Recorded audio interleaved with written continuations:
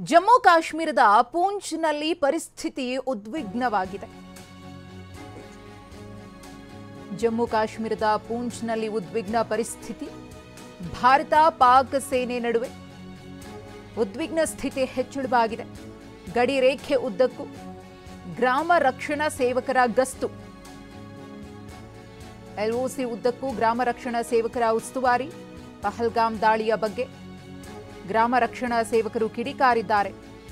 ಅಗತ್ಯ ಬಿದ್ದರೆ ಸೇನೆಯನ್ನ ಬೆಂಬಲಿಸಲು ವಿಡಿಜಿ ತಯಾರಿ.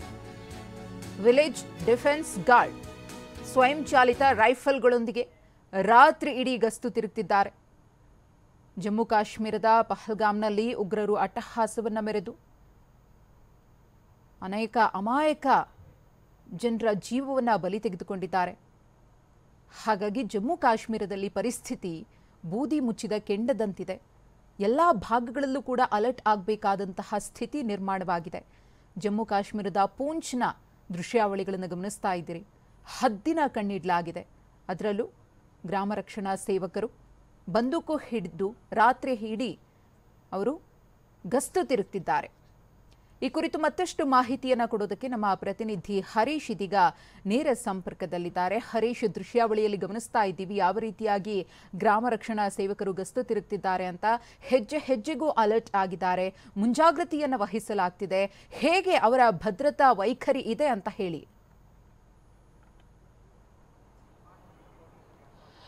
ಹೌದು ಮಧುಶ್ರೀ, ಪಹಲ್ಗಾಮ್ನಲ್ಲಿ ಉಗ್ರರ ದಾಳಿಯ ಬಳಿಕ ಎಲ್ಒಸಿ ಹಾಗೂ ಅಂತಾರಾಷ್ಟ್ರೀಯ ಗಡಿಯಲ್ಲಿ ಗುಂಡಿನ ಚಕಮಕಿ ನಡೀತಾ ಇದೆ. ಪಾಕಿಸ್ತಾನದ ಸೈನಿಕರು ಈ ಕಡೆಯಿಂದ ಗುಂಡು ಹಾರಿಸ್ತಾ ಇದ್ದಾರೆ. ಭಾರತೀಯ ಸೈನಿಕರು ಕೂಡ ಅದಕ್ಕೆ ತಕ್ಕನಾದಂಥ ಪ್ರತ್ಯುತ್ತರವನ್ನು ಕೊಡ್ತಾ ಇದ್ದಾರೆ. ಒಂದು ಕಡೆ ಉಗ್ರರ ವಿರುದ್ಧದ ಕಾರ್ಯಾಚರಣೆ ನಡೀತಾ ಇದ್ರೆ, ಇನ್ನೊಂದು ಕಡೆ ಗುಂಡಿನ ಚಕಮಕಿ ನಡೀತಾ ಇದೆ. ಮತ್ತೆ ಉಗ್ರರನ್ನ ಹಿಡಿದು ಸದೆ ಬಡಿಯುವಂಥ ಕೆಲಸ ಕೂಡ ನಡೀತಾ ಇದೆ. ಇದ್ರ ಮಧ್ಯೆ ಸೈನಿಕರಿಗೆ ಸಪೋರ್ಟ್ ಆಗಿ ವಿಲೇಜ್ ಡಿಫೆನ್ಸ್ ಗಾರ್ಡ್ ಕೂಡ ಸಹಾಯ ಮಾಡ್ತಿದೆ. ಮುಖ್ಯವಾಗಿ ಜಮ್ಮು ಕಾಶ್ಮೀರದಲ್ಲಿ ವಿಲೇಜ್ ಡಿಫೆನ್ಸ್ ಗಾರ್ಡ್ ಪಾತ್ರ ಬಹಳಷ್ಟು ಮುಖ್ಯ ಆಗುತ್ತೆ. ಸುಮಾರು 3000ಕ್ಕೂ ಹೆಚ್ಚು ವಿಲೇಜ್ ಡಿಫೆನ್ಸ್ ಗಾರ್ಡ್ಗಳು ಈಗ ಜಮ್ಮು ಕಾಶ್ಮೀರದಲ್ಲಿ ಇರುವಂತಹದ್ದು. ಅವರು ಸ್ಥಳೀಯರಾಗಿರ್ತಾರೆ. ಸ್ಥಳೀಯವಾಗಿ ಭೌಗೋಳಿಕ ಪ್ರದೇಶದ ಜ್ಞಾನ ಅವರಿಗೆ ಚೆನ್ನಾಗಿರುತ್ತೆ. ಯಾವ ಗುಡ್ಡಗಾಡು ಪ್ರದೇಶ ಆಗಿರ್ಬೋದು ಅಲ್ಲೆಲ್ಲ ಚೆನ್ನಾಗಿ ಸುತ್ತಾಡ್ತಾರೆ ಅವರು. ಮತ್ತೆ ತಮ್ಮ ಗ್ರಾಮಗಳನ್ನ ರಕ್ಷಣೆ ಮಾಡಲಿಕ್ಕೆ ತಾವೇ ಒಂದು ಸೃಷ್ಟಿಸಿಕೊಂಡಿರ್ತಕ್ಕಂತಹ ಒಂದು ಕಾರ್ಯಪಡೆ ಆಗಿರುವಂತಹದ್ದು. ಇಲ್ಲಿ ಮುಖ್ಯವಾಗಿ ಇವರೀಗ ಭಾರತೀಯ ಸೇನೆಗೆ ನಾವು ಸಪೋರ್ಟ್ ಮಾಡ್ತೀವಿ, ಮತ್ತೆ ಉಗ್ರರನ್ನ ಸದೆ ಬಡಿಲಿಕ್ಕೆ ನಾವು ಕೂಡ ಸಹಾಯ ಮಾಡ್ತೀವಿ ಅನ್ನುವಂತಹ ಅದನ್ನ ಹೇಳ್ತಾ ಇದ್ದಾರೆ. ಇದನ್ನ 1990ರಲ್ಲಿ ರಚನೆ ಮಾಡಲಾಯಿತು. ತಮ್ಮ ತಮ್ಮ ಹಳ್ಳಿಗಳಲ್ಲಿ ಅಲ್ಪಸಂಖ್ಯಾತ ಹಿಂದೂಗಳ್ಯಾರಿರ್ತಾರೆ, ಸಿಖ್ಖರಾರಿರ್ತಾರೆ, ಮತ್ತೆ ಮುಸ್ಲಿಮರಾರಿರ್ತಾರೆ. ಅವ್ರನ್ನೇ ಅವರನ್ನೇ ರಕ್ಷಣೆ ಮಾಡ್ಕೊಳ್ಳಿಕ್ಕೋಸ್ಕರ ಈ ಕಮಿಟಿಯನ್ನ ಮಾಡ್ಕೊಂಡಿರುವಂತಹದ್ದು. ಈ ಡಿಫೆನ್ಸ್ ತಮ್ಮ ತಮ್ಮ ಗ್ರಾಮಗಳನ್ನ ರಕ್ಷಣೆ ಮಾಡ್ಕೊಂಡಿರ್ತಕ್ಕಂತಹ ಪಡೆಗಳು ಇವು. ಈಗ ಸೇನೆ ಜೊತೆ ನಾವು ಕೈ ಜೋಡಿಸ್ತೀವಿ, ಉಗ್ರರನ್ನ ಸಂಹಾರ ಮಾಡ್ಲಿಕ್ಕೆ ನಾವು ಕೂಡ ಕೈ ಜೋಡಿಸ್ತೀವಿ, ನಾವು ಕೂಡ ಉಗ್ರರ ಕಾರ್ಯಾಚರಣೆಯಲ್ಲಿ ಭಾಗಿಯಾಗ್ತೀವಿ ಅನ್ನುವಂಥದ್ದನ್ನು ಹೇಳ್ತಾ ಇದ್ದಾರೆ. ಮುಖ್ಯವಾಗಿ ಇವರು ರಾತ್ರಿ ಎಲ್ಲ ಗಸ್ತನ್ನ ತಿರುಗ್ತಾರೆ. ಅಲ್ಲಿ ಭೌಗೋಳಿಕ ಪ್ರದೇಶ ಚೆನ್ನಾಗಿ ಗೊತ್ತು.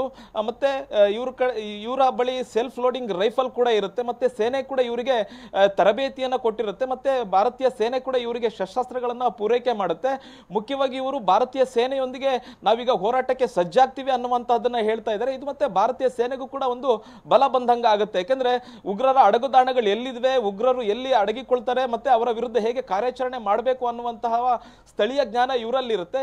ಇವರ ಸಹಾಯವನ್ನ ಪಡೆದ್ರೆ ಭಾರತೀಯ ಸೇನೆ ಅಥವಾ CRPF ಅಥವಾ ಜಮ್ಮು ಕಾಶ್ಮೀರ ಪೊಲೀಸರಿಗೆ ಇದು ಹೆಚ್ಚಿನ ಸಹಾಯಕ ಆಗುತ್ತೆ ಅನ್ನುವಂತಹದ್ದು. ಮಧುಶ್ರೀ, ಧನ್ಯವಾದ ಹರೀಶ್ ತಮ್ಮ ಮಾಹಿತಿಗಾಗಿ.